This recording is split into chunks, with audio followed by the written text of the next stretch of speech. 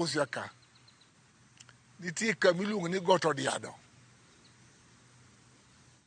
To kia odiado ka nyaka wang'i chop kamiluongo ni wuotho gik madhi Tanzania, mano jaluo.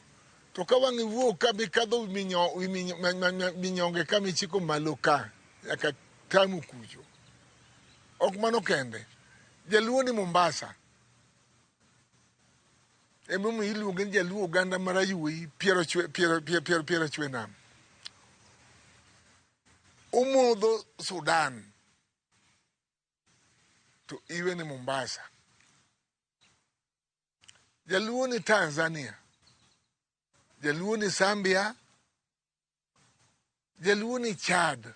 Jaluo ni Congo tema koro goye tach. Mane gwengi. Iga mokadhono. Nyocha wan gi joluo ka. Kendo jan gi jakom luo ka. Miluongo ni Samuel Donge. Giwacho dholuo achiel jaluo nyaka riwre kik pogre. Gima giywago mna somo. Ne jathi luo masani onego som. Kata pok oyudo kamochwe lwete to onego som. Omiyo jaluo ok bi pogore. Wabiro dwarogi mondo wabed kodgi kanyakla achiel. Nikech wan be wan nyithi luo. Wan jodong luo. Koro sani wan kwere nyithindo mabiro bang'wagi. Wadwaro nyithi luo. Kineno kaka nyithi luo wuoyo kuom Raila. Giwuoyo matek kendo giwuoyo malit. Nowegi e thim. Ji nodhi e thim to thuon ochwo gi tong'.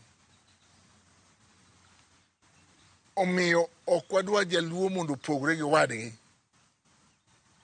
Jaluo man Tanganyika. Jaluo man Rwanda. Kodhi dwero kucha. To obiro duogo mana ka. Jaluo man Nyombasa. Jaluo man Nakuru. Jaluo man Nairobi. Waikwayo gin mondo gibed magi dwol achiel. Kik wagom wawinjie pogruok moro ma jaluo moro yware gi wadgi. To ang'eyo